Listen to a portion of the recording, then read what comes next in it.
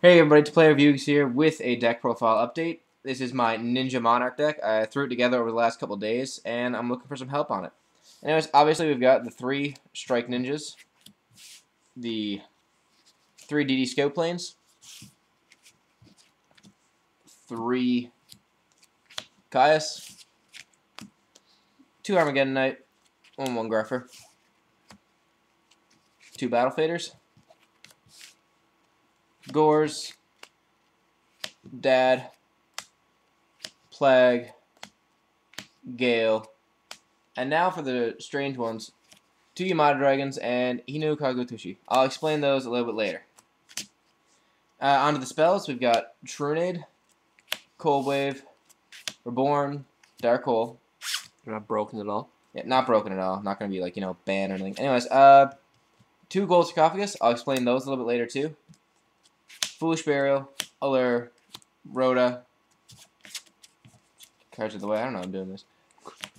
2 Enemy Controller. And 2 Book of Moon. And now onto the traps. We've got single trap stun, 1 Torrential, 1 Mirror Force, 2 Bottomless, and 1 Solemn Judgement. Alright, so I just want to explain how it works a bit. Yeah. Alright. Now, first, we got the obvious combo of the deck, which is the Strike Ninjas and the DD Scope Planes. Now, basic move is play Strike Ninja with 2 of those in your grave, remove them both, remove him from the game, and at the end of the turn, all 3 of them come back. Ninjas can't catch you if you're removed from the game. Clearly, Steve, clearly. Oh, I had to. You had to. I appreciate it. I would have said it anyways. Anyways, now, once these are out, you've got your tribute fodder for your spirits and for your monarchs. And that's pretty much the basis of the deck right there. Now it's just pretty much explaining the card choices. Obviously, you chose Caius because, well, he's the best monarch. Like, you can argue that.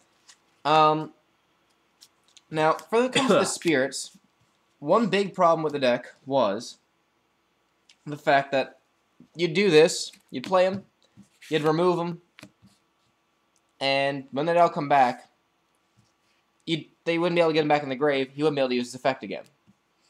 So, I decided to put these in. So he comes back, tribute both for Yamata Dragon. These are both in the grave. Then you can do all that again, and he's back in your hand by the end of the turn. Yeah, and Light and Darkness Dragon would not work in this situation either. Right. Light and Darkness would not work because once he's removed from the game, his effect would activate to come back, Lab would negate it, his effect would activate to come back, Lab would negate it, etc., etc., and I'd have a weak as shit Lad on the field. Not a good plan in this deck. The Yamata Dragon and the Hino-Kagu-Tsuchi. I'm thinking about replacing that with a 3rd Yamata Dragon if I get my hands on one. Everyone loves their +4s. Yeah, this here does damage to your opponent. You get to draw up to 5 cards. If this one here attacks and damage to your opponent, they have to discard their hand before they draw on their next turn. Both fantastic effects, but the Yamata Dragon's usually the better one there. Alright. The Sarco. I think you said you were going to mention something about Sarco? Yep. And Gold Sarcophagus, its main move in the deck is to remove the DD Scope Plane from play, and then have it come back into play at the end of the turn. But if I already got the grave set up through the Armageddon Knights and the Grepher, then I can always use it to fetch the Strike Ninja, or I can use it to fetch the big spirits, or even a Monarch, or Dad, or any of the cards I need. That's pretty much what Gold Sarc does. But the main reason it's there is for the DD Scope Planes. And another card choice that might be a bit weird in this deck is the double Battle Fader. Now, one of the big problems with the deck is it's slow. It's got a really slow start. Like, first moves usually consist of Armageddon Knight, go.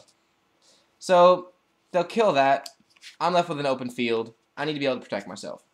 Battle Fader. Yeah, that's save your butt against the game earlier. Yeah, it saved my ass many, many times. Facing 2 Judgment Dragons and a Stardust and 2 Wolves. At once, you got around it. That saved my ass. It's also a fantastic tribute fodder for the Monarchs or for the Spirits. That's pretty much it. Oh, and also the choice of double Econ, which are here somewhere. I can't find them now. Whatever. You don't need to see it, but whatever. That's just so I can abuse the hell out of all the DD Scope Planes coming back, take control of my opponent's stuff, treated. Kind of the same stuff you see with Frog Monarchs. That's about it. I haven't really shown the Synchro deck yet. It's pretty basic. It's just your average stuff. It doesn't do a whole lot of Synchro, so it's more or less what can I Monster Reborn or what can I use Plague with. And I'm running that so I don't have to side it. And the side deck I'll go through really quick. It's got a big problem with the Gravekeepers, so I'm running the 2 Dust Tornadoes, once I find the second one here. And 2 MSTs for that. And you got your 2 Cyber Dragons, 2 Effect Veilers, 2 Thunder King Ryos, 2 No Mana Crossout, No Mana Determination, Random Deep Prison because I couldn't think of anything better, and a Mobius. Also for hate against Gravekeepers. Wow, you're gonna like those days, yeah. I don't like Gravekeepers. Anyways, that's the deck.